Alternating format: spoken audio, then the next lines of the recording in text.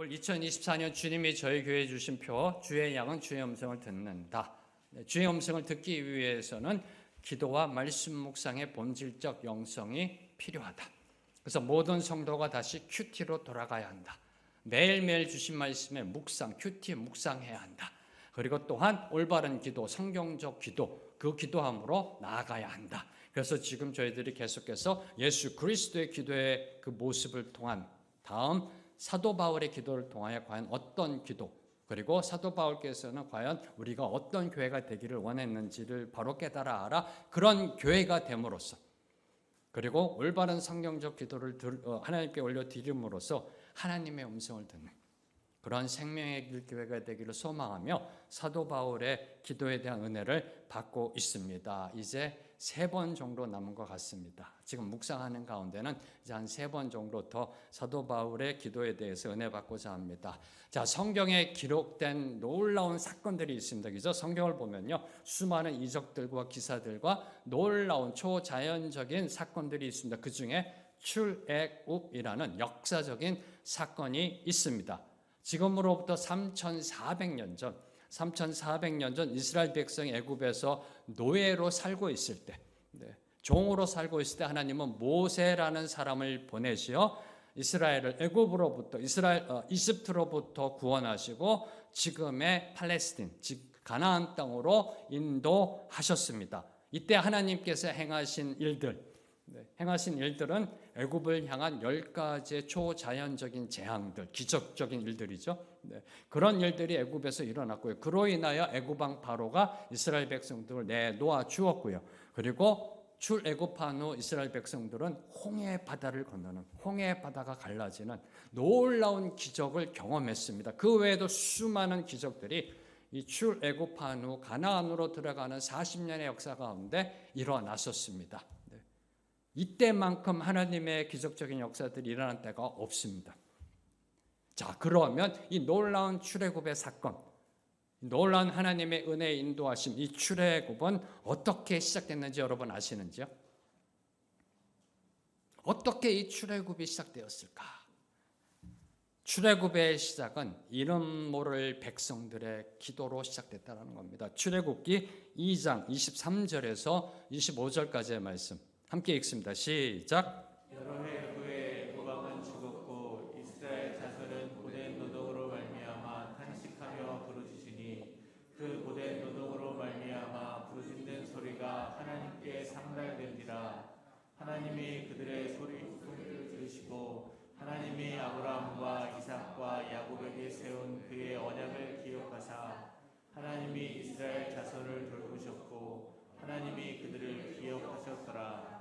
이스라엘 백성들이 하나님 앞에 기도합니다. 그러자 하나님이 그들을 기억하시고 그들을 돌보시고 출애굽의 은혜를 베푸셨던 겁니다. 기도는 하나님으로 하여금 우리를 기억하게 하는, 우리를 돌보시게 하는 영적 능력이라는 겁니다. 하늘 문을 여는 능력입니다. 뭐가요?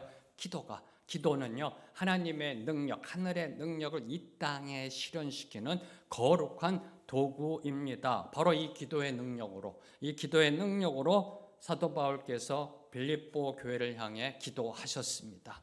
이 빌립보서라는 것은 사도 바울께서 로마 감옥에 갇혀 있을 때 빌립보 교회를 향해 보낸 편지입니다. 어디서요? 감옥 안에서 빌립보 성도들을 생각하며 보낸 편지입니다. 그 편지 속에 빌립보 교회를 향한 사도 바울의 기도, 빌립보 교회를 위해 중보한 사도 바울의 기도가 기록되어 있습니다. 이 기도는 이렇게 시작됩니다. 3절과 4절 말씀 함께 읽습니다. 시작. 내가 너희를 생각할 때마다 나의 하나님께 감사하며 간구할 때마다 너희 무리를 위하여 기쁨으로 항상 간구하며. 이 3절과 4절 이 말씀 속에 오늘 우리의 기도가 어떠해야 하는지에 대한 중요한 가르침이 들어 있습니다. 우리가 어떻게 기도해야 되는지, 기도의 본질적 교훈에 대해서 저와 여러분에게 주어지고 있습니다. 첫 번째로 주목하는 것, 3절 내가 너희를 생각할 때마다 나의 하나님께 감사하며.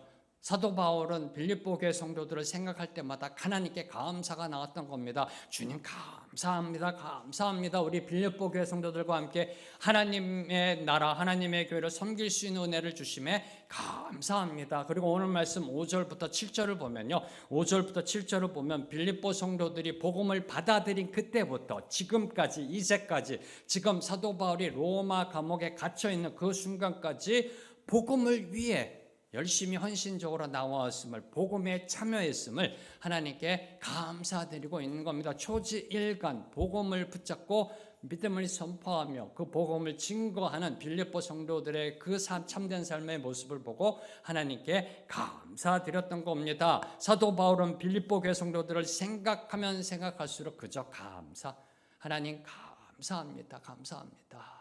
자, 그러면 빌립보 교회는 완벽한 교회였나요? 여러분이 빌립보서 한번 읽어보세요. 네. 나보다 남을 더 낮게 여기는, 더 낮게 여겨야 되는데 낮게 여기니까 더 낮게 여기라고. 이 한국어에 참 이게 맹점인 것 같아요. 낮게 여기라고 그러고, 그리고 유오디게와 순두계의 어떤 갈등과 불화가 있고요. 그리고 유대 종교 지도자들이 이단적 세력이 들어와 있었고. 완벽한 교회가 아닙니다. 그런데 그런 교회를 향한 사도 바울의 첫 고백은 감사라는 겁니다. 감사, 그저 감사. 하나님의 백성들이 함께 모여 그 부족한 모습 속에 하나님의 나라를 섬겨가는 그 모습 거기에 그저 감사. 모든 것이 은혜고 모든 것이 감사다. 이것이 저의 솔직한 고백입니다. 생명의 길 교회를 생각할 때마다 그저 감사합니다. 하나님께서 얼마나 이 귀한 교회를 세워주셨는지 그저 감사. 여러분 한 분 한 분을 생각할 때마다 그저 감사. 이 21세기의 생명의 길 교회 참 좋은 교회입니다. 제가 장담합니다. 그렇지요? 21세기의 생명의 길 교회처럼요, 올바른 길로 나아가지고 발버둥 치는 게 없습니다. 그런 게 많이 있습니다. 그런데 그 중에 하나가 우리 생명의 길 교회라는 겁니다. 여러분을 생각할 때마다, 여러분을 향해 중보하며 기도할 때마다 그저 하나님께 먼저 나오는 게 감사예요, 감사. 와, 이런 분들 보내주셔서 감사합니다, 감사합니다. 바로 그 감사를 고백하고 있는 겁니다. 다음으로 주목하는 거, 너희 무리를 위하여 기쁨으로, 4절에 너희 무리를 위하여 기쁨으로, 이는 하나님께 대한 감사가 기쁨으로 이어지고 있음을, 기쁨으로 이어지고 있음을 보여주고 있는 겁니다. 빌립보 교회 성도들을 생각할 때마다 그저 기쁜 겁니다.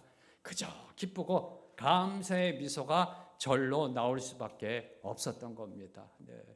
제가 이렇게 외부에서 강의에 나가거나 외부에서 이런 다른 분들, 이렇게 목사님들 만날 때요, 생명의 길 교회에 대해서 물어봅니다. 목사님 어떻게 목회는 잘 되시는지 어떠신지. 제가 이렇게 설명할 때 그분들이 그러세요. 목사님 뭐가 이렇게 좋으세요? 이렇게. 이 미소가 이렇게 얼굴에서 느껴진대요. 그러니까 이 기쁨으로 나아가는, 감사는 기쁨으로 이렇게 연결되어 있음을 보여주고 있는 겁니다. 특별히 빌립보 교회가 복음 위에 건강하게 성장 부흥하는 것을 보고 그렇게 인도에 가신 하나님의 은혜에 기쁨으로 화답하며 간구하였던 겁니다. 세 번째로 주목하는 거, 항상 간구함은, 4절에 항상 간구함은, 이는 늘 항상 빌립보 교회를 위하여 간구하였음을 보여주고 있는 겁니다. 자, 특히 지금 로마 감옥 안에 갇혀 있음에도 불구하고, 교회를 향한 기도의 끈을 놓지 않았음을 암시하고 있는 겁니다. 로마 감옥 안에 있으며 어떤 변호사를 써서 이 감옥에 나가야 되는지, 빨리 감옥에 나가서 이번에는 어디로 복음 들고 나가야 되는지에 대한 기도보다도 먼저 앞섰던 것이 교회를 향한 기도, 항상 간구함은, 사실 지금 사도 바울은 심적으로나 상황적으로나 다른 사람을 위해 간구할 형편이 아닙니다. 아닌가요? 제코가 석자예요. 그것도 억울하게 지금 갇혀 있는 거잖아요. 하나님 나에게 왜 이러십니까? 라고 기도해야 되는 거 아니에요? 복음 들고 나아가는데 왜 나를 막으십니까? 하나님 이걸 뚫어주셔서 복음 들고 저 땅끝까지, 스페인까지 가겠습니다. 유럽을 전부 다 복음화 시키겠습니다. 빨리 저 감옥문 열어주시옵소서의 기도가 먼저 나와야 되는 거 아닌가요? 그럼에도 불구하고 항상 교회를 위해 간구하였다라는 겁니다. 제코가 석자인데도요, 교회를 위해 기도하셨다라는 겁니다. 춥고 습기 찬 감옥에서 성도들을 위하여 항상 간구하셨습니다. 늘 항상의 기도. 기도는요, 내가 하고 싶을 때, 내가 시간이 있을 때, 여건이 될 때에만 하는 것이 아니라는 겁니다. 기도는요, 내 마음에 어떤 마음의 움직임이 있을 때, 내가 하고 싶을 때, 하나님이 나에게 기도하라 하시는구나. 그럴 때만 기도하는 것이 아니라 괴로울 때도, 슬플 때도, 고난을 당할 때도, 심지어 기도가 안 나올 때도 기도해야 한다. 이게 항상 간구함이라는 겁니다. 기도의 끈을 놓아서는 안 된다라는 겁니다. 기도는 항상 현재형이라는 겁니다. 기도는 항상 현재형. 그래서 수많은 학자들, 수많은 영성 목사님들이 이렇게 고백하잖아요. 기도는 영혼의 호흡이다. 많이 들어보셨을 겁니다. 기도는 영혼의 호흡이다. 멈추면 죽습니다. 영혼의 호흡이다. 그래서 항상 간구하는 기도가 되어야 함을 저와 여러분에게 권면하고 있습니다. 그래서 성경은 이렇게 저와 여러분을 향해 촉구합니다. 쉬지 말고 기도하라. 항상 성령 안에서 기도하라. 이전 개역개정 번역본은 이렇게 번역했었죠. 성령 안에서 무시로 기도하라. 항상 기도하라라고 권면하고 있습니다.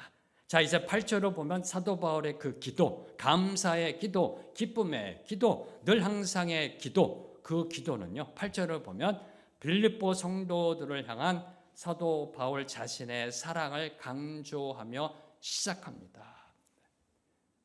기도를 시작하면서 먼저 하나님께 감사드렸습니다. 기쁨으로 감사드렸습니다. 왜냐하면 5절부터 7절까지 빌립보 성도들이 복음을 믿은 처음부터 지금까지 흔들림 없이 변함없이 복음을 위해 정진해 나아가고 있으니까 그렇게 인도하신 하나님 너무 감사합니다. 이 모두 다 하나님의 은혜입니다. 하나님이 이 빌립보 교회를 이끌어 주시는군요. 감사하며 기뻐했습니다. 그러면서 이제 빌립보 성도들을 위해 기도함으로 나아감 속에 제일 먼저 하나님께 아뢰는 것, 제일 먼저 빌립보 성도들에게 말해주는 것, 그것이 바로 8절입니다.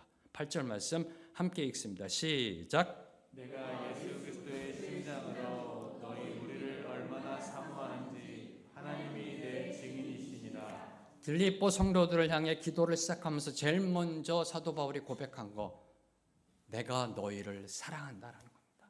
내가 너희를 사랑한다. 바울은 빌립보 성도들을 향한 자신의 사랑을요, 그리스도의 심장에 비유하며 표현합니다. 그리스도의 심장. 와우, 강렬한 표현 아닌가요? 네. 성경에 딱 한 번 나오는 표현입니다. 네. 그리스도의 심장, 예수님의 심장, 하나님의 심장. 네. 거기에 비유하며 그 사랑을 표현하고 있습니다. 그 사랑은 하나님께서 보증하실 정도로 진실한 것임을 강조합니다. 하나님이 내 증인이시니라. 그렇게 사랑으로 나아갔음을 표현하고 있습니다. 여기서 그리스도의 심장이라는 것은요, 그 내면의 강렬한 애정, 사랑의 강력함, 자비, 긍휼 등을 의미하는 겁니다. 한마디로 예수님의 십자가 사랑. 이게 그리스도의 심장이라는 겁니다. 예수님의 십자가 사랑, 예수님의 아가페 사랑으로 빌립보 교회를 먼저 사랑으로 품고 있음을 말씀하고 있습니다. 그 사랑, 예수님의 사랑으로 빌립보 성도들을 사랑하고 있다는 사실을 먼저 강조하고 있습니다. 너희 무리를 얼마나 사모하는지. 이는 사도 바울만의 고백이 아니라는 겁니다. 이는 성경의 역사 가운데 사도 바울만의 똑 떨어뜨려서 쪽 뽑아내서 그 유니크한 특별한 고백이 아니라는 겁니다. 무슨 말씀이냐고요? 모든 주님의 종의 고백이라는 겁니다. 모든 주님의 종의 고백입니다. 사꾼이 아니라면, 종교적 직업인이 아니라면, 주님의 참된 종이라면 주님의 교회를, 주님의 모든 성도를 주님의 마음으로 사랑합니다. 사꾼이 아니라면, 그리스도의 마음이 없으면 관계성에 설 수가 없습니다. 이 자리가 쉬운 자리라고 생각하세요? 네, 이 자리 정말 어려운 자리입니다. 네, 영적 노동이 있는 자리고요. 하루에도 몇 번씩 갈등이 있는 자리고요. 힘듦이 있는 자리입니다. 네, 누구 하나 알아주는 자리가 아닙니다. 네, 칭찬받는 자리가 아닙니다. 세상적으로 무슨 이렇게 퍼포먼스에 따라서 뭐 칭찬받고 승진하고 출세하는 자리가 아닙니다. 십자가의 자리입니다. 그리스도의 심장이 없으면 이 자리에 쓸 수가 없습니다. 사꾼은 제외하고 종교적 직업인은 제외하고 참된 주님의 종이라면 그리스도의 마음으로 교회를 품습니다. 그리스도의 심장으로 성도들 한 분 한 분을 사랑하게 되어 있습니다. 그래서 이는 단지 사도 바울만의 고백이 아니라는 겁니다. 모든 주님의 종의 고백입니다. 여기서 저와 여러분이 주목해야 하는 것, 고린도 교회는 이 사도 바울의 사랑을 온전히 느끼지 못했다는 겁니다. 고린도 교회, 여러분이 고린도 전서 후서 읽어보세요. 고린도 교회는 사도 바울의 이 사랑, 그리스도 심장의 사랑을 온전히 제대로 느끼지 못했습니다. 고린도 교회는 빌립보 교회와는 달리 사도 바울의 사도권을 공격합니다. 저게 목사야? 아니야, 가짜야, 가짜. 목사 아닐 거야. 네. 사도 바울의 사도권을 의심하며 뒤에서 비판합니다. 불평합니다. 불만합니다. 아유, 사도 바울 아니야. 나는 이 사람 쫓아갈래. 아니야, 나는 저 사람 쫓아갈래. 이 사람이 진짜 목사야. 이게 고린도 교회의 모습이었다라는 겁니다. 참으로 아이러니합니다. 이게 뭘 교훈하는 걸까요? 저는 이 부분을 묵상하다가요, 떠오른 분이 한 분 계셨습니다. 한 8, 9년 전에 어떤 이렇게 성도분이 저한테 와서 이제 상담을 요청했습니다. 저희 공동체 분이 아니셨습니다. 상담을 하면서 힘듦을, 그 신앙의 힘듦을 이렇게 이제 얘기하다가 그 본론의 요지가 뭐냐 하면은 그 공동체 담당 목사님으로 인하여 힘들다라고, 너무나 힘들다라고. 네. 그에 대한 불평과 불만을 이렇게 다 쏟아 놓으시더라고요. 그래서 이렇게 쭉 들으면서 이제 제가 들어갈 타이밍에, 아, 그 목사님 그런 분이 아니십니다. 뭔가 오해가 있을 것 같습니다. 라고 말씀드렸더니, 아니요, 그 목사요, MBTI로 봤을 때 이거예요. 아예 판단을 하고 있더라고요. 네. 딱 그래서 이분은 이분이기 때문에 그렇게 나갑니다. 그래서 또 이렇게 다 들어드리면서 또 그 마음 풀어드리면서, 아니요, 그 목사님 얼마나 좋으신데 하면서 이렇게 또 말씀드렸더니 내 생각으로 아예 판단해버리고 딱 규정해버리고 거기에 맞춰가지고 아예 그렇게 생각해버리고 상처받고 있더라고요. 네. 힘들다고. 자기의 힘듦을 못 알아준다고. 네. 사랑이 없는 목사라고. 네. 권사님 중에 한 분이셨습니다. 네. 그래서 제가 그랬어요. 아니, 권사님 그러면은 한번 그 목사님하고 솔직하게 얘기해 봤냐고. 여기에 제가 놀랐어요. 안 했대요. 목사님하고 소통을 해봤느냐? 안 했대요. 힘든 걸 가서 얘기해 봤느냐? 안 했대요. 그러면서 하시는 말씀, 목사라면 다 알아야 되는 거 아니에요? 이렇게 말씀하시더라고요. 본인이 너무나 힘드니까, 그 힘든 가운데서도 공동체 안에서는 권사니까, 믿는 집안이니까 힘든 티를 안 내려고 노력하신 거예요. 신앙 좋은 삶의 모습으로 계속해서 늘 항상 앞장서서 헌신하시고, 그래도 지치신 거예요. 많이 지치신 거예요. 저하고 이제 상담하면서 이렇게 제가 들으니까요. 많이 지치신 거예요. 그 공동체 교회 안에서는 믿음 있는 사람으로 보여줘야 되니까. 힘든 모습 보이지 않으려고. 그러니 다른 성도들이 어떻게 알아요? 목사님이 어떻게 알아요? 그래서 목사님하고 가서 말씀하시라고, 힘듦을 그냥 있는 그대로 얘기하라고. 그러면서 그분이 하는 말, 목사님 참 그게 어렵습니다. 아니, 저한테 오셔서 하듯이 가서 하세요. 그랬더니 그게 참 어렵습니다. 라고 그렇게 말씀하신 게 생각나더라고요. 이때 제가 절실히 깨달은 게 있습니다. 8, 9년 전에. 목회자만이 아니라 성도들도 하나님의 사랑으로 충만해야 한다. 네, 이 사실을 그때 절실히 깨달았습니다. 목회자만이 아니라 성도들도 사랑으로 충만해야 교회가 건강해진다라는 겁니다. 여러분 한번 생각해 보세요. 여러분이 언제 제일 부드러웠었는지요?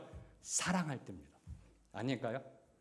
서로 사랑하고 사랑받을 때 우리의 심령이 제일 보들보들해집니다. 누가 뭐라고 그랬대요? 씩 웃고 넘어갑니다. 안 그런가요? 네. 제가 생각할 땐 그렇거든요. 이렇게. 특별히 여러분 그 젊었을 때 한번 여러분 그 첫사랑 한번 생각해 보세요. 그때 그 보들보들한 심령. 네. 어머니가 뭐 이렇게 꾸중하고 그래도 전혀 들어오지가 않잖아요. 네. 목회자뿐만 아니라 모든 성도가 주님 안에 사랑 안에 거하며 그 사랑으로 충만해야 한다. 그래서 고린도 교회 사도 바울께서 강조한 게 뭔가요? 사랑입니다. 고린도전서 13장 사랑장을 만드신 거죠. 그래서 오늘날도 저와 여러분에게 교훈을 주고 있는 거고, 그리고 빌립보 교회를 향한 그 중보 기도의 첫 번째도 사랑의 충만함입니다. 9절 말씀 함께 읽습니다. 시작.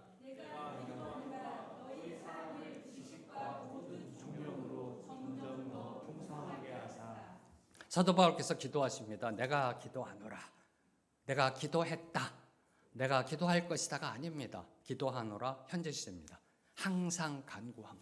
사도 바울께서 항상 기도하는 것은 너희 사랑을 지식과 모든 총명으로 점점 더 풍성하게 하사.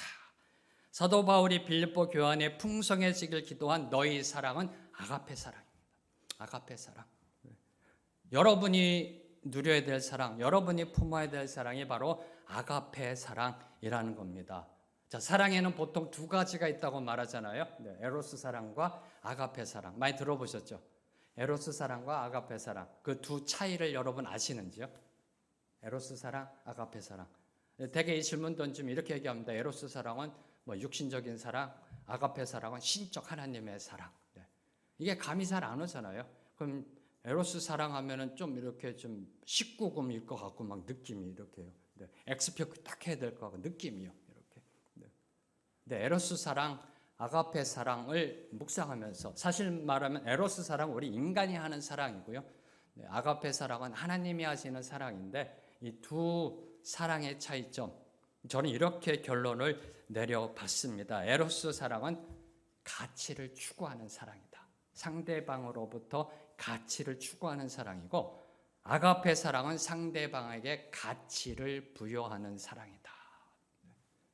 무슨 말이냐고요? 세상은요, 상대방의 가치가 없거나 기준 미달일 때 어떡하나요? 그 관계를 끊어버립니다. 포기해버립니다. 무시해버립니다. 네. 짓밟아버립니다. 네. 그런데 이 아가페 사랑, 가치를 주는 사랑은요, 사랑할 가치가 없는 사람에게도 사랑을 주는 것. 바로 이게 아가페 사랑이라는 겁니다. 그래서 저희들이 아가페 사랑은 이타적이고 헌신적이며 손해보는 사랑이다라고 말하고 있는 겁니다. 그런 사랑.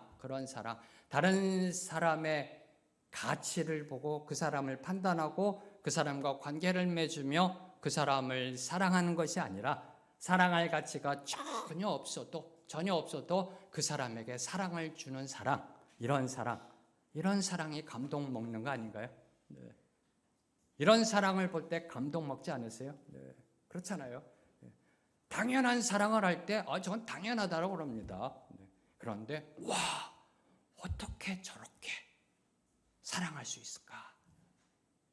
그 아가페 사랑만이 감동을 주고요. 그리고 또 다른 사랑을 낳습니다. 그 사랑받은 사람은 또 다른 사람을 또 품어줄 수 있는 겁니다. 세상을 점점 더 따뜻하게 만들어가게 되어 있습니다. 한마디로 참된 사랑은요, 선한 영향력으로 자라나는 것이다.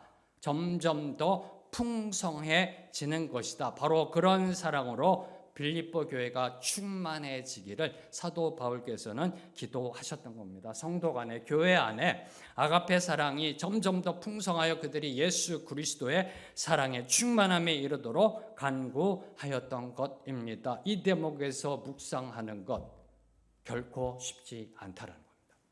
네. 그죠? 네. 쉽지 않으니까 저희들이 기도할 때도 그렇게 기도하잖아요. 주님 생명의 길교회 사랑의 공동체가 되게 하옵소서. 뭔가 부족하다는 거죠, 아직은. 쉽지 않은 기도입니다.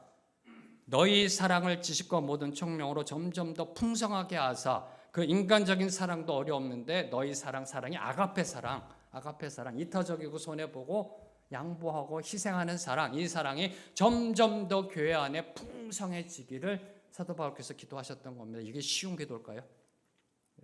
쉽지 않습니다. 그럼 어떻게 해야 교회 안에 아가페 사랑이 충만해질 수 있을까? 어떻게 해야 이 사도 바울의 기도가 응답받을 수 있을까? 그 답은 바로 지식과 모든 총명으로. 너희 사랑을 지식과 모든 총명으로 점점 더 풍성하게 하사라고 기도하셨던 겁니다. 여기에 지식이라는 건 세상적 지식이 아니라요, 하나님을 아는 지식을 말합니다. 하나님을 아는 지식, 하나님의 말씀을 통해 알게 된 하나님을 아는 지식, 하나님과의 친밀한 인격적 교제 가운데 들어가 그분을 아는 것, 이게 바로 지식이란 의미고요. 모든 총명함의 총명이라는 것은 문자적으로 통찰력, 분별력을 의미하는데 한마디로 말하면 지혜입니다. 총명은 지혜입니다. 하나님이 주시는 지혜, 세상적 지혜가 아니라, 세상적 총명함이 아니라 하나님이 주시는 지혜를 의미하고 있는 겁니다. 이로 볼 때 아가페 사랑이 풍성한 교회가 되려면 하나님이 주시는 지혜로 하나님을 알아야 한다는 겁니다. 어떻게 아가페 사랑이 풍성한 교회가 될 수 있습니까? 하나님이 주시는 지혜로 하나님을 알아야 한다. 알아야 한다. 왜요? 하나님은 사랑이시니까. 하나님은 사랑이시니까. 사랑 그 자체이신, 사랑 그 본질이신 그 하나님을 알아야 참된 사랑을 할 수 있는 거 아닐런지요? 사랑이 무엇인지 알아야 그 사랑을 올바로 제대로 할 수 있는 거 아닐런지요? 그 사랑 그 자체이신, 본질이신 하나님, 그 하나님을 알아야 우리는 참된 사랑을 할 수 있게 되는 것입니다. 이 원리를 잘 보여주는 말씀이 요한일서 3장 16절 말씀입니다. 함께 읽습니다. 요한일서 3장 16절 시작. 그가 우리를 위하여 목숨을 버리셨으니 우리가 이로써 사랑을 알고 우리도 형제들을 위하여 목숨을 버리는 것이 마땅하니라. 예수님이 십자가에서 보여주신 그 사랑, 우리를 위하여 목숨을 버리신 그 사랑을 깨닫고 체험해야 우리가 사랑이 무엇인지를 알게 된다라고 성경은 선포하고 있습니다. 기억하십시오. 황재명 목사의 강론이 아닙니다. 성경 말씀입니다. 우리를 위하여 목숨을 버리셨으니, 누가? 예수 그리스도가. 그로써 우리가 사랑을 알게 되었다. 예수님의 십자가 사랑, 그 사랑을 알아야, 사랑이신 그 하나님, 예수님, 주 그리스도의 그 마음을 알아야 우리가 사랑이 무엇인지 안다. 참된 사랑이 무엇인지 알아야 형제를 사랑할 수 있다. 형제를 위해 목숨 버리는 사랑까지 나아간다라고 성경은 선포하고 있습니다. 인간적인 사랑, 에로스 사랑으로는 절대 형제를 위해 목숨 버릴 수 없습니다. 인간적인 사랑, 에로스 사랑이요, 가치를 추구하는 사랑이요, 계산기 두드리는 사랑이요, 절대로 남을 위해 목숨 버릴 수 없습니다. 다시 말해 성도 간의 사랑을 풍성하게 만드는 것, 이 사도 바울의 기도가 응답받는 길은요, 주님의 사랑을 얼마나 느끼고 체험하느냐에 달려 있다라는 겁니다. 주님의 사랑, 저와 여러분을 향한 그 주님의 사랑을 뼛속까지 체험하고 느끼는 사람은요, 후회 없는 사랑을 하게 되어 있습니다. 후회 없는 사랑. 절대 후회하지 않습니다. 절대 계산기 두드리지 않습니다. 내가 너에게 이렇게 해줬는데 네가 나한테 이렇게 갚아, 안 합니다. 후회 없는 사랑을 합니다. 왜요? 주님이 나를 위해 모든 걸 다 내어주셨기 때문에. 누가요? 신이신 그분이, 하나님이 뭐가 아쉬워서 나 같은 거 살리시겠다고 십자가에서 죽으셨는지요. 그 사랑이 뼛속까지 느껴지면, 그 사랑 안에 우리가 온전히 잠기면 그 어느 누구도 사랑하지 못할 사람이 없다라는 겁니다. 그게 너무 감사해서. 그래서 사도 바울께서 그리스도의 심장으로 너희를 사랑한다. 이 사랑이 너희 안에 충만해지기를 기도한다라고 한 겁니다. 사도 바울이 지금 체험한 그 사랑, 감격에 넘쳐서 감사하는 그 사랑이 하나님이 주시는 지혜로 하나님을 알아 교회 안에 풍성해지기를, 그래야 주님의 교회가 되니까, 그래야 주님의 교회로 건강하게 자라나게 되니까. 이런 교회가 우리 생명의 길 교회가 되기를 주님의 이름으로 선포합니다. 사랑이 넘쳐나면 얼마나 좋을까요? 이렇게 이 사도 바울의 기도가 응답받는 그런 교회가 되면 얼마나 좋을까요? 그 누군가가 아니라 내가 먼저 주님의 사랑으로 충만해지기를 기도합니다. 남이 아니라 내가 먼저 주님의 사랑을 느끼고 체험하고 그 사랑 안으로 들어가게 되기를 소망합니다. 목사가, 전도사가, 교회 리더십이 먼저가 아니라 내가 먼저 주님의 사랑으로 충만할 때, 내가 먼저 충만할 때 이 생명의 길 교회가 하나님의 사랑으로 넘쳐나는 그러한 교회가 될 줄로 믿습니다. 이제 교회를 향한 사도 바울의 두 번째 중보 기도는 10절입니다. 10절 말씀 함께 읽습니다. 시작. 너희로 지극히 선한 것을 분별하며 또 진실하여 허물없이 그리스도의 날까지 이르고. 너희로 지극히 선한 것을 분별하며 라고 한국어 성경은 되어 있지만 이 원어 성경을 보면 그 앞에 그러므로, 그로 인해 라는 원인 결과를 나타내는 전치사구가 있습니다. 원어를 보면. 그래서 10절은 이렇게 시작하는 겁니다. 그러므로 또는 그로 인해 너희로 지극히 선한 것을 분별하며 이렇게 연결되는 겁니다. 다시 말해 이는 10절이 9절의 결과라는 겁니다. 10절이 9절의 결과임을 암시하고 있는 겁니다. 다시 말해 성도들의 사랑이, 교회 안에 그 사랑이 하나님이 주시는 지혜로 하나님을 알아 풍성해지면 지극히 선한 것이 무엇인지를 분별하게 된다는 겁니다. 하나님의 사랑으로 충만해질 때 지극히 선한 것이 무엇인지 분별하게 된다. 여기에 분별하다는 것은 시험하여 증명한다는 겁니다. 테스트해봐서 이게 선한 거구나. 그리고 그 선한 것을 증거하고 증명하고 선포한다는 것이 바로 이 분별한다라는 뜻입니다. 그 지극히 선함을 분별함에 있어서의 출발점이 뭔가요? 사랑 충만함이라는 겁니다. 사랑 충만함. 그래서 오늘 사도 바울께서 기도가 그리스도의 심장의 비유로 사랑을 나타내며 시작한 겁니다. 사랑이 충만해야 지극히 사람이 무엇인지를 분별하게 된다. 시험하여 테스트하여 이게 진짜 선한 거구나 하고 이 선함을 세상을 향해 증거하고 선포하고 증명하게 된다라는 사실을 말씀하고 있습니다. 자, 그러면 지극히 선한 것이 무엇일까요? 저와 여러분이 분별해야 될 지극히 선한 것, 선한 것 중에 최고의 선한 것은 과연 무엇인가요? 한번 생각해 보세요. 이 세상에서 여러분이 생각할 때 최고의 선은 과연 무엇인가?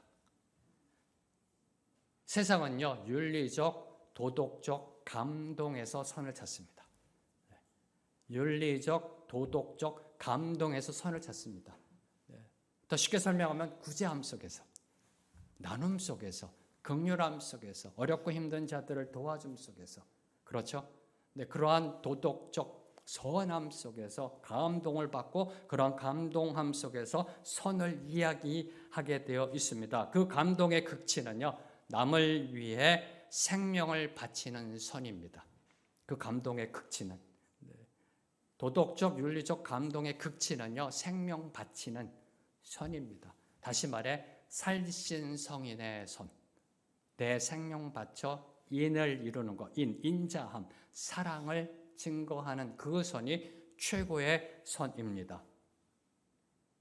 이건 황재명 목사의 어떤 특별한 이론이 아니라요, 사회학자들의 결론입니다. 모든 학자들의 이구동성의 의견입니다.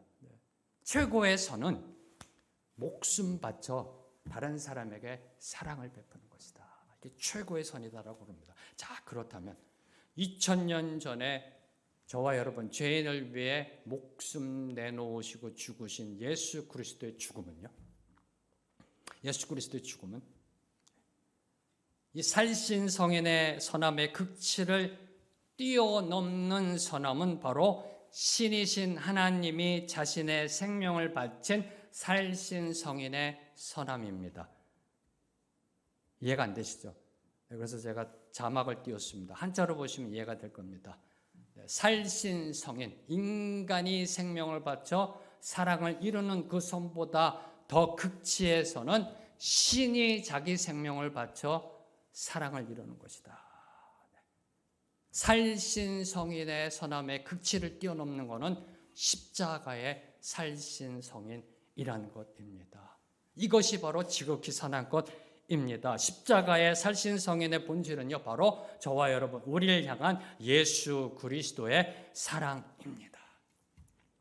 자, 그러면 이 지극히 선한 것이 무엇인지 알았습니다. 그러면 어떻게 그 지극히 선함을 분별할 수 있을까요? 시험하여 증명하고 증거하고 선포할 수 있을까요? 예수님처럼 십자가에 매달려 죽어야 하나요? 어떻게 분별할 수 있을까요? 네. 증명할 수 있을까요? 증거할 수 있을까요? 선포할 수 있을까요? 그 지극히 선함을? 이에 대해서 프랭크 루박 선교사님은 다음과 같이 대답하셨습니다. 인생에 있어 최고의 일은, 최선의 일은 최대한 그리스도를 닮은 삶을 사는 것이다. 그리고 사람들에게 그것을 보여주는 것이다. 심플합니다. 그러면서도 심오한 진리를 담고 있는 고백입니다. 우리 성도, 저와 여러분이 이 세상에서 할 수 있는 가장 최선의 일은요, 가장 최고의 일은요, 지극히 선하신 예수 그리스도를 닮아 복음의 진리를 이 세상에 선포 증거하는 것, 이것이 바로 지극히 선한 것을 분별하는 것의 본질입니다. 지극히 선한 것을 분별하는 것, 지극히 선한 것을 시험하여 테스트하여 이게 진짜 지극히 선한 것이구나라고 세상에 선포하고 증거하고 증명하는 것, 그 본질은 지극히 선하신 예수 그리스도를 닮아 그분을 세상에 보여주는 것. 바로 그것이 지극히 선한 것을 분별하는 것의 본질입니다. 어떻게 그 선을 증거하고 선포할까요? 어떻게요? 내 삶을 통해. 이게 성경이 말하는 가르침입니다. 어떻게 지극히 선한 것을 테스트해서 지극히 선한 것을 세상에 선포하고 증거하는가? 내 삶을 통해. 삶을 통해서. 나의 24시간 365일을 통해서 지극히 선함을 세상을 향해 선포하고 증거해야 한다는 겁니다. 그래서 사도 바울께서는 저와 여러분 성도들이 어떻게 살아야 한다? 10절에 진실하여 허물 없이, 진실하여 허물 없이 그리스도의 날까지 이르기를 기도하셨던 것입니다. 진실하여, 진실하여.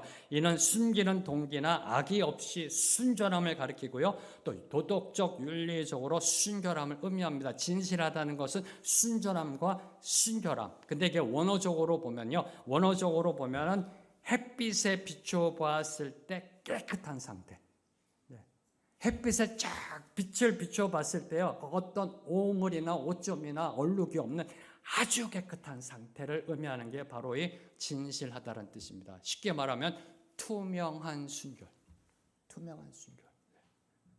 그걸 말씀하고 있는 거고요. 허물 없다라는 것은 문자적으로 다른 사람들을 걸려 넘어지지 않게 한다는 의미입니다. 우리가 소위 말하는 이 사람 참 허물 없어의 그 허물이 아니라 다른 사람을 걸려 넘어지지 않게 한다라는 겁니다. 다른 사람에게 실족, 부딪히는 돌, 올무가 되지 않는다라는 그런 의미로서 한마디로 말하면 하나님의 백성, 의로운 백성, 의인답게 살아가는 삶을 의미하고 있는 것입니다. 지극히 선함을 분별하는 것, 내 삶을 통해서. 그래서 우리의 삶이 진실하고 허물 없어야 된다. 언제까지? 그리스도가 다시 오시는 날까지. 그렇게 살아가기를 사도 바울께서는 기도하셨습니다. 사랑하는 성도 여러분, 지금 여러분의 삶은 얼마나 진실되고 허물 없는지요? 이에 대한 답이 지금 여러분이 얼마나 예수 그리스도를 보여주고 있느냐, 지극히 선한 것을 증명하고 있느냐에 대한 그 답이 될 줄로 믿습니다. 이제 빌립보 교회를 향한 세 번째 중보 기도는 11절 말씀입니다. 11절 말씀 함께 읽습니다. 시작. 예수 그리스도로 말미암아 이의 열매가 가득하여 하나님의 영광과 찬송이 되기를 원합니다. 예수 그리스도로 말미암아 의의 열매가 가득하여, 예수 그리스도로 인하여 우리가 의의 열매를 가득히 풍성히 맺게 되기를 기도하셨습니다. 여기 의의 열매, 이 의라는 것은 우리가 예수 그리스도를 믿음으로 인하여 의롭게 되었다의 그 의가 아닙니다. 칭의의 그 의가 아닙니다. 여기에 의의 열매란 그 의는요, 칭의 받은 저와 여러분, 구원받은 저와 여러분의 삶 가운데 나타나는 하나님의 뜻과 합치되는 삶의 증거를 이야기하는 것이 이 의라는 겁니다. 다시 말해 성화의 증거, 다시 말해 진실하고 허물 없음의 증거, 그거의 열매가 맺혀지기를. 사도 바울께서는 기도하셨던 겁니다. 의의 열매라는 것은 구원받은 자로, 의롭다 칭함받은 자로 살아가는 삶의 모습 속에 하나님의 뜻에 합당한 삶의 그 모습, 성화되어진 그 모습, 앞서 기도한 진실되고 허물 없는 삶의 그 모습의 열매 맺기를 기도하셨던 겁니다. 자, 그러면 그 의의 열매는 무엇인가요? 의의 열매는 무엇인가요?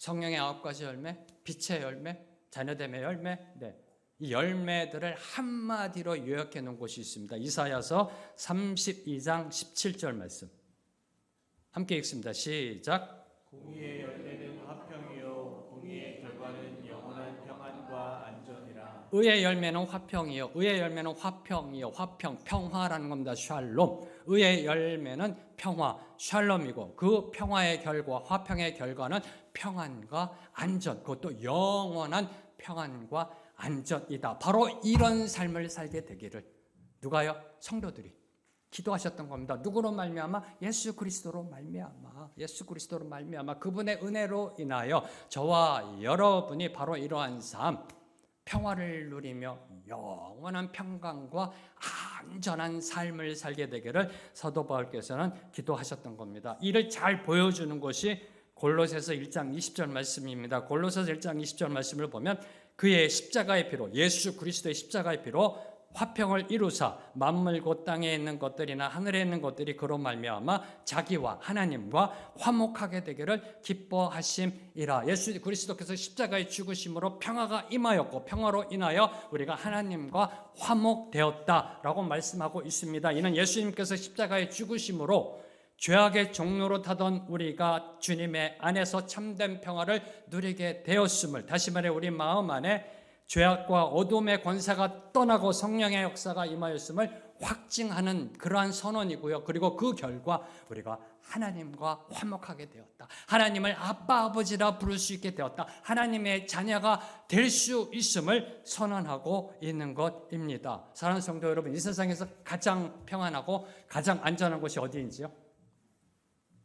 어디라고 생각하세요? 방공호? 생명의 길교회 베델, 베델 예배당? 아니요. 이 세상에서 가장 안전하고 가장 평안한 곳은 하나님의 품 안입니다. 하나님의 품 안.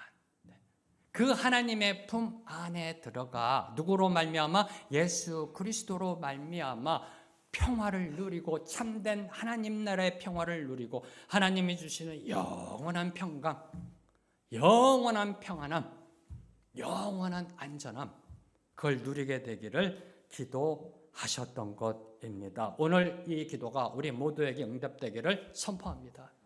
한 성도도 빠짐없이 이 기도가 여러분의 삶 가운데 임하게 되기를 선포합니다. 그 어떠한 것도 여러분의 평강과 안전을 깨뜨릴 수 없습니다. 예수 그리스도로 말미암아 의의 열매가 가득하게 되기를 주의 이름으로 선포합니다. 지금 하나님 품 안에서 평안과 안전을 누리는 자, 하나님의 사랑과 이 평화, 샬롬을 체험하는 자는 이렇게 고백하며 선포합니다. 너희가 먹든지 마시든지 무엇을 하든지 다 하나님의 영광을 위하여 하라. 모든 게 감사하니까요. 아닌가요? 하나님의 사랑, 하나님의 평화를 누리며 살아가는 사람, 그리스도의 십자가의 사랑을 체험하며 하나님이 주시는 그 평화를 누리며 살아가는 사람은요, 고백합니다. 오직 주께 감사, 오직 주께 찬양, 오직 주께 영광. 주여 내가 뭘 하든지 24시간 하나님께 영광 올려드리는 삶 살게 하여 주시옵소서라고 기도하게 되는 겁니다. 그래서 사도 바울은 빌립보 교회를 향한 기도를 이렇게 마무리합니다. 하나님의 영광과 찬송이 되기를 원하노라. 이 기도는요, 우리에게 선택이 아닙니다. 필수 기도입니다. 당연한 마땅한 기도가 되어야 합니다. 왜요? 우리가 창조된 목적이 하나님께 영광, 하나님께 찬양이기 때문입니다. 오늘 말씀을 맺겠습니다. 교회를 향한 사도 바울의 기도는요, 첫 번째 9절, 하나님을 아는 지식과 모든 총명으로 주님의 십자가 사랑, 아가페 사랑을 깨닫고 경험하여 그 사랑으로 서로를 품어주고 사랑하는 그 풍성함이 넘쳐나는 교회. 두 번째로 10절, 그 사랑의 충만함으로 하나님 하나 되어 세상 끝날까지 예수 그리스도를 쫓아 닮아가는 거룩한 성도, 진실하고 허물 없는 성도로 살아가는 교회. 마지막 세 번째로 11절 예수 그리스도의 은혜로 말미암아 구원받은 그 은혜에 합당하게 그 의의 열매를 맺으며 평화의 열매를 맺으며 하나님께 영광과 찬송을 올려드리는 교회가 되기를 기도하셨습니다. 이 기도가 응답받는 그 시작은 바로 나부터라는 겁니다. 이 기도가 응답받는 시작은 바로 나부터 변화, 나부터 개혁이라는 겁니다. 내가 하나님 앞에 바로 설 때, 내가 주님의 십자가 사랑을 온전히 올바로 깨달아 알아 체험할 때 우리의 가정이 회복됩니다. 여러분의 자녀들이 회복됩니다. 교회가 회복됩니다. 나라와 민족이 올바로 제대로 일어설 줄로 믿습니다. 기억하십시오. 이 변화와 개혁의 본질은 어디에 있다? 아가페 사랑의 실천에 있다라는 겁니다. 아가페 사랑의 실천에 있다. 그리고 그 사랑의 실천은 내 힘, 내 의지, 내 능력이 아니라 우리를 향한 주님의 사랑 안에 온전히 거할 때 이루어진다. 이 부분이 중요합니다. 다시 선포합니다. 이 변화, 이 개혁, 본질은 아가페 사랑의 실천에 달려 있습니다. 그런데 그 사랑의 실천은 내 힘으로 안 됩니다. 내 의지로 안 됩니다. 내 능력으로 안 됩니다. 우리를 향한 그 주님의 사랑 안에 우리가 온전히 거할 때, 그 사랑 안에 우리가 충만히 거할 때 이루어지게 된다라는 겁니다. 이 말씀을 묵상하며 이 시간에 함께 찬양함으로 나아갑니다. 우리의 사랑이 풍성해지는 그 출발점은 바로 주님의 사랑을 아는 것입니다. 오늘도 우리를 변함없이 사랑해 주시는 그 주님의 사랑을 송축하며 나아갑니다.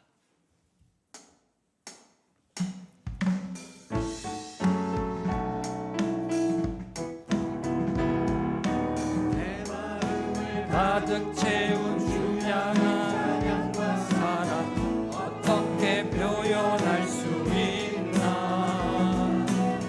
수많은 찬양들로 그만 표현할 게 없어 다시 고백합니다.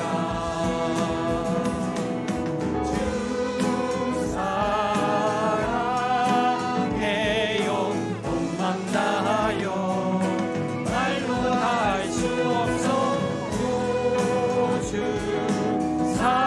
사랑해요 찬양 받아주소.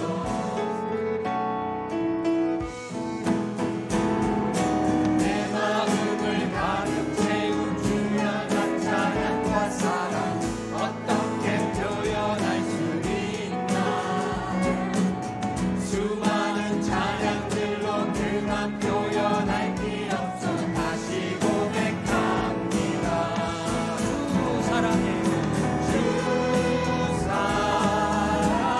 사랑해요 온맘 다하여 말로 할 수 없어. 주 사랑해요 찬양 받아주소서.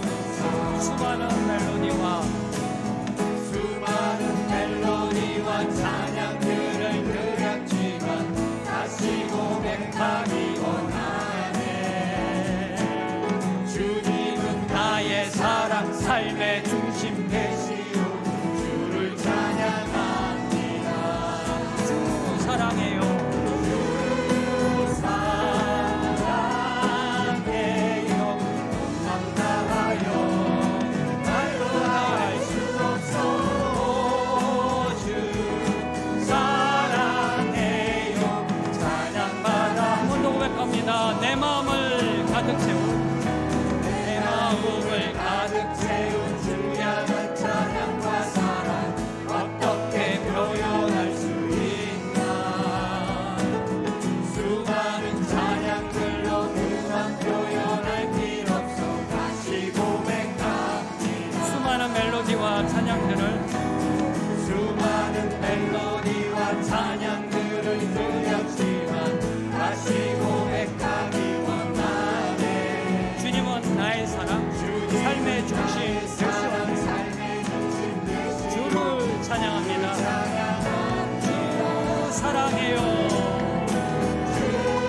주 사랑해요 온맘